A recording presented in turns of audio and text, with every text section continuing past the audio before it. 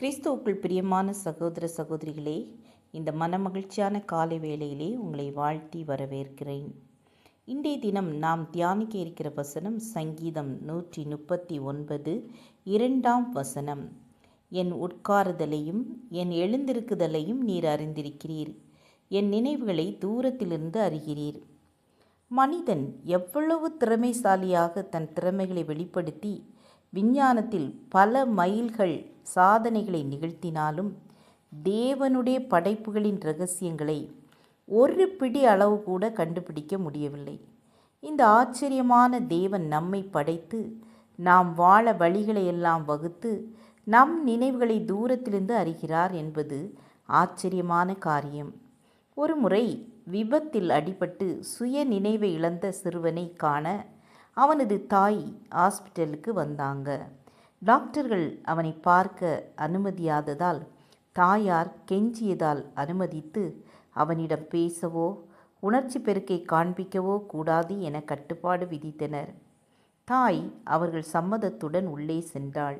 மகனின் கட்டில் அருகே உட்கார்ந்து அனலாக சுடும் தன் மகன் நெற்றியில் தன் மென்மையான கைகளை வைத்தாள்.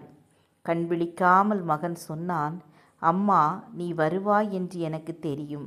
ஆம், மனிதனுடைய நினைவுகள் சுய நினைவுகளை தாண்டி நினைவு கொள்ளும்போது நம்மை படைத்த தேவன் நம் நினைவுகளை அறிவது எத்தனை அற்புதமான காரியம். நாம் எந்த நிலையில் இருந்தாலும் இறைவன் நம்மிடம் வந்து நம் உள்ளத்தின் நினைவுகளை விருப்பங்களை நிறைவேற்றுகிறார். மனிதனை ஆண்டவர் மண்ணினால் உருவாக்கி அவனுக்கு தன் ஜீவனை கொடுத்து தாம் உருவாக்கின எல்லாவற்றையும் ஆளுகை செய்யும் அதிகாரங்களையும் கொடுத்தவர் அவன் நினைவுகளை பார்க்கிறார். ஆதியாகமம் 6ஆம் அதிகாரம் 5ஆம் வசனத்தில் அவன் இருதயத்தின் நினைவுகளின் தோற்றம் எல்லாம் நித்தமும் பொல்லாததே என்று கர்த்தர் கண்டு தாம் பூமியிலே மனுஷனை உண்டாக்கினதற்காக மனஸ்தாபப்பட்டார். மனுஷனுடைய நினைவுகள் தீயவைகளாகவே இருக்கிறது. அவர்கள் கர்த்தருடைய நினைவுகளை அறியாமலும் அவருடைய யோசனையை உணராமலும் இருக்கிறார்கள்.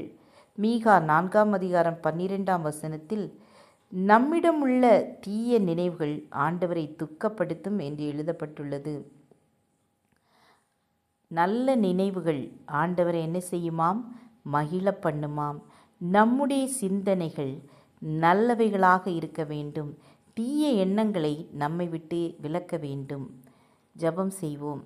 அன்பின் கர்த்தாவே, எங்கள் இருதயத்தின் நினைவுகள் கள்ளங்கபடமற்றதாக, பரிசுத்த சிந்தை கொண்டதாக, வசனத்தின் மீது தாகம் கொண்டதாக மாறட்டும் என்று ஜெபிக்கிறோம்.